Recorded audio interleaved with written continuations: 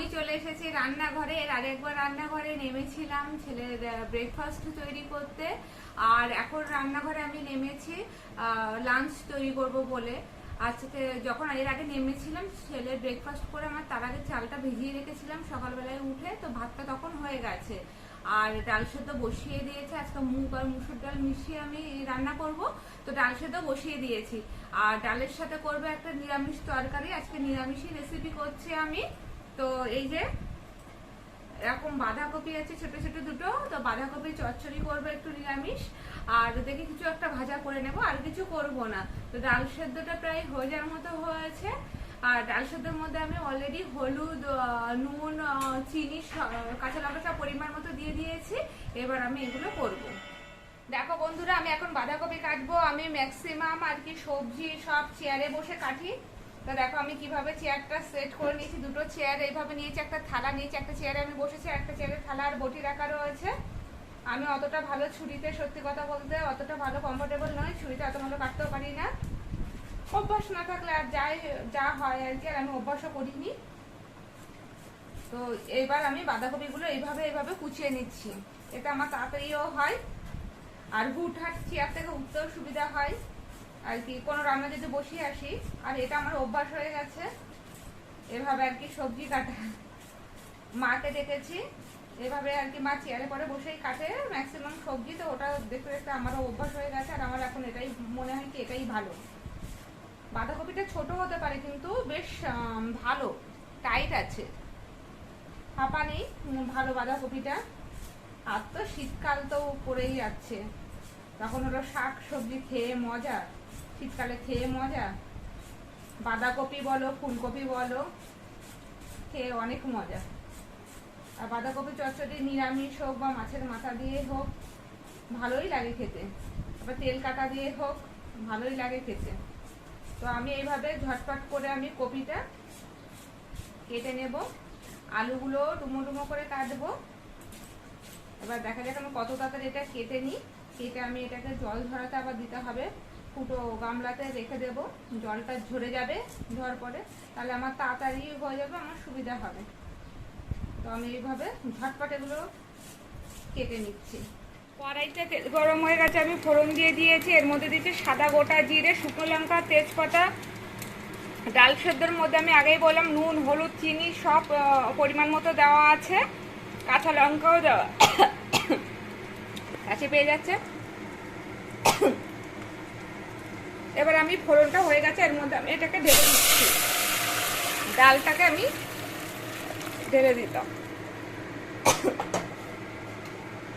এবার ডালটা ভালো করে ফুটে যাবে, তারপর লাস্টে আমি একবার নুন টেস্ট করে গ্যাস বন্ধ করব।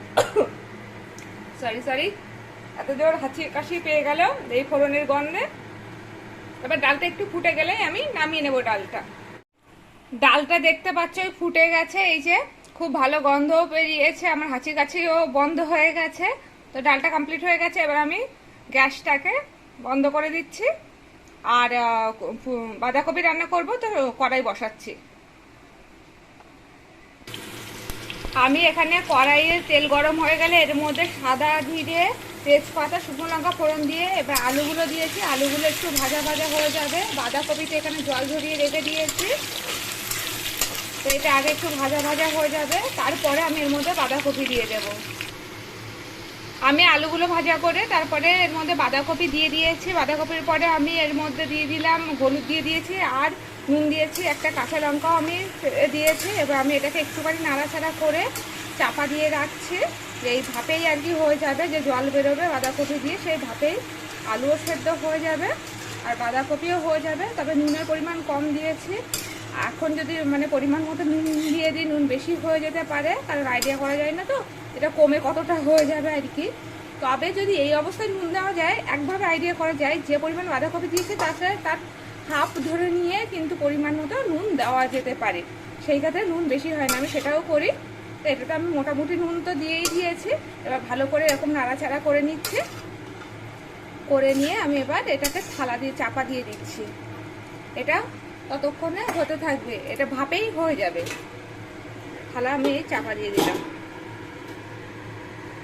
এই পাশে বাঁধাকপিটা হচ্ছে, এই পাশে কড়াইতে আমি উচ্ছে আলু ভাজা করব।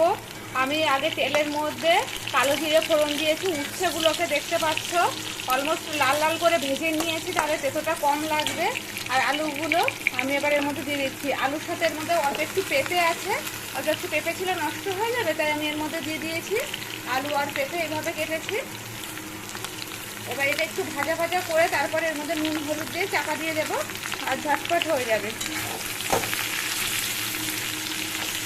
একটু নাড়াচাড়া করে নিয়ে আমি এর মধ্যে নুন হলুদ দিয়ে চাপা দিয়ে দিচ্ছি। বাঁধাকপিটা রান্না হয়ে গেছে, দেখতে এরকম হয়েছে। এর মধ্যে আমি ঘি গরম মশলা সব দিয়ে দিয়েছি, দেখতে কিন্তু বেশ সুন্দর হয়েছে, ভালো গন্ধও বেরিয়েছে। তো আমি এবার গ্যাসটা বন্ধ করে দিচ্ছি। আর এখানে তো আমি নুন হলুদ দিয়ে এটা চাপা বসিয়েছি, যে সেদ্ধ হবে তখন একটু ভাজা ভাজা টাইপের আমি করে নেব। এটা চাপা থাকলো। এই দেখো ভাজাটাও কমপ্লিট হয়ে গেছে, ভাজাটা দেখতে এরকম হয়ে গেছে। এবার আমি গ্যাসটা বন্ধ করে দেব আর ভাত খেয়ে নেবো আমরা তাড়াতাড়ি করে। আজকে তাহলে ভাত খাচ্ছি আজকে দুপুরবেলায় আমরা। ভাত, ডাল, বাঁধাকপি চচ্চড়ি আর আলু আর উচ্ছে ভাজা দিয়ে আমরা আজকে দুপুরে সবাই লাঞ্চ করছি। পাখুম খেতে বসেছে। এই যে ওর ভাতটা আমি মেখে দিয়েছি, ডাল দিয়ে ভাত মেখেছি, আলু উচ্ছে পাশে ভাজা দিয়েছি আর বাঁধাকপি দিয়েছি। এবার ও ঝটপট খেয়ে নেবে, খেয়ে দিয়ে ওপরে গিয়ে আবার বদমাইশি শুরু করবে। এ দেখো মুখ বাংলার পাঁচ, খাওয়ার কথাতে মুখ বাংলার পাঁচ। হাসতে নেই হেসে ফেলেছে।